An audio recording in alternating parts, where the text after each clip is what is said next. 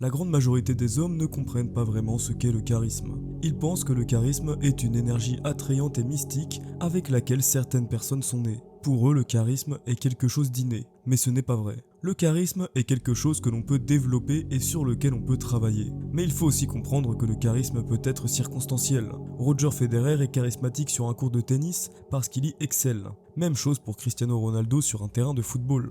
Les acteurs hollywoodiens empruntent le charisme des personnages qu'ils incarnent à l'écran. Le meilleur moyen de paraître plus charismatique est d'être vu par un grand groupe de personnes en train de faire quelque chose que l'on sait faire. A l'inverse, si tu te places dans des situations ou des lieux qui te mettent mal à l'aise, tu seras moins charismatique. S'il est vrai que tu peux augmenter ou diminuer ton charisme en fonction des circonstances, il est important de savoir que le charisme peut être développé et affiné au fil du temps. Voici 3 choses que tu peux faire dès maintenant pour devenir plus charismatique. Numéro 1. Identifie tes points forts. Prends le temps de réfléchir à ce que tu sais déjà bien faire ou à ce que tu aimes faire. Cela peut aller de la pratique d'un sport spécifique à la pratique d'un instrument de musique, en passant par la prise de parole devant un public. Tu dois pratiquer tes compétences. Quels que soient tes points forts, fais l'effort de les pratiquer et de les améliorer. Suis des cours, cherche des mentors et demande l'avis d'autres personnes pour t'aider à t'améliorer. Une fois que tu excelles dans un domaine, montre-toi au monde entier. Cherche des occasions de mettre en valeur tes compétences et tes talents. Numéro 2, écoute activement. L'écoute active est l'une des compétences clés que tu dois avoir pour paraître plus charismatique. Les gens aiment se sentir écoutés et compris. Ils se souviendront toujours d'une personne qui a su les écouter car elles sont rares de nos jours. Tout le monde ne pense et ne parle que de soi. Être celui qui écoute dans une conversation peut être beaucoup plus intéressant que d'être celui qui parle. Tu en apprendras davantage sur la personne qui se trouve en face de toi. Les gens te considéreront comme une personne agréable et intelligente. Et tu en révéleras peu sur ta personne, ce qui ajoutera une aura mystérieuse autour de toi. Concentre-toi sur ton interlocuteur. Accorde toute ton attention à la personne qui parle. Range ton téléphone ou toute autre distraction et établis un contact visuel.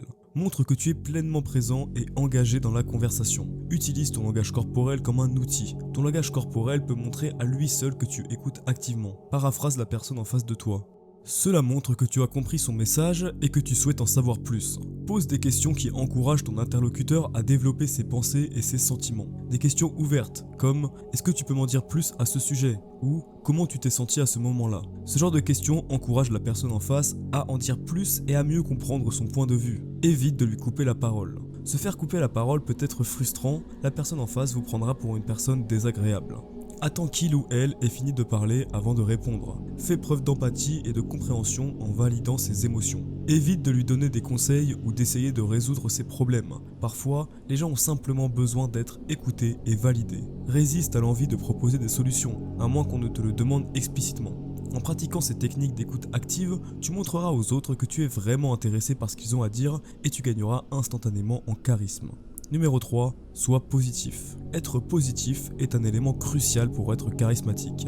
Il y a quelques habitudes à prendre pour devenir une personne vraiment positive. Concentre-toi sur les bonnes choses de ta vie et exprime ta gratitude. Cela peut être aussi simple que d'écrire chaque jour 3 choses pour lesquelles vous êtes reconnaissant. Recadre les pensées négatives. Au lieu de ressasser des choses négatives, essaye de les reformuler sous un angle plus positif. Par exemple, au lieu de penser « je ne peux pas faire ça », essaye de dire « je vais faire de mon mieux ». Les pensées et les mots ont un impact considérable sur ta santé mentale. Cela peut être dérangeant au début, mais tu sentiras une énorme différence une fois que tu y seras habitué. Un autre moyen de rester positif dans ta vie est de t'entourer de personnes positives. Passer du temps avec des personnes positives et optimistes va t'aider à améliorer ton humeur et tes perspectives. Entraîne-toi à voir le positif chez les autres et dans les situations dans lesquelles tu te retrouves. Cela t'aidera à adopter une attitude plus positive. La positivité est également un état d'esprit, et un esprit sain s'accompagne d'un corps sain. Prends soin de toi physiquement et mentalement. Si tu penses que cette vidéo est pertinente, abonne-toi à la chaîne pour me montrer ton soutien. Tu peux aussi laisser un like et un commentaire pour me dire ce que tu en as pensé.